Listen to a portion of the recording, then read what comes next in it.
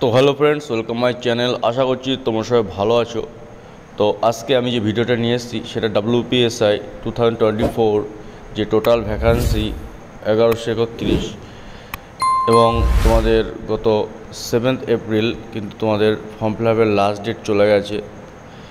তো এই 7 এপ্রিলের লাস্ট ডেট পর্যন্ত তোমাদের টোটাল কত ফর্ম ফিল আপ হয়েছে তার সঙ্গে মেল এবং ফিমেল আমি কিন্তু আলাদাভাবে বলতে চলেছি, এবং এই ভিডিওতে আরও বলবো যে তোমাদের এক্সাম কবে নাগাদ হতে পারে, এবং তোমাদের এই WPSI 2024 এখানে কিন্তু কিছুটা ভ্যাকান্সি ইনক্রিজ হওয়ার সম্ভাবনা আছে, আমি সেটাও বলবো।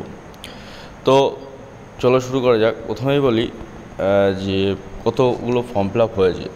তো প্রথমেই টোটাল যে ফর্ম ফিল আপ হয়েছে সেটা হচ্ছে 2 লাখের কম, এবং নিয়ার অ্যাবাউট যদি বলি 1.95 লাখ। তো তোমরা বুঝতে পারছো যথেষ্ট কম ফর্ম ফিল আপ হয়েছে। এবং এরপরে যদি বলি মেল এবং ফিমেলদের ক্ষেত্রে কত হতে পারে, তো মেল এবং ফিমেলদের ক্ষেত্রে যেটা হয়েছে, আমি কিন্তু নিয়ার অ্যাবাউট বলছি, এক্স্যাক্ট নয়। তো মেলদের ক্ষেত্রে হয়েছে 1.26 লাখ, এবং রেস্ট অফ ফিমেলদের ক্ষেত্রে হয়েছে সেটা ধরে নিতে পারো প্রায় 69,000। তো তোমাদের তুলনাভাবে যথেষ্টই কম ফর্ম ফিল আপ হয়েছে। তো আশা করছি চেষ্টা করলে অবশ্যই তোমরা সেই পজিশনে তোমরা পেয়ে যাবে। তো এরপরে আসি, যেটা বলছিলাম যে ভ্যাকান্সি ইনক্রিজ হওয়ার যে সম্ভাবনা। তো যদিও এটা নট শিওর, কারণ সমস্ত কিছুই আমি আগেও ভিডিওতে বলেছি যে PRB সমস্ত কিছুই ফাইনাল ডিসিশন এবং ফাইনাল আপডেট দিয়ে থাকেন। তো এটাকে 100% ধরবে না।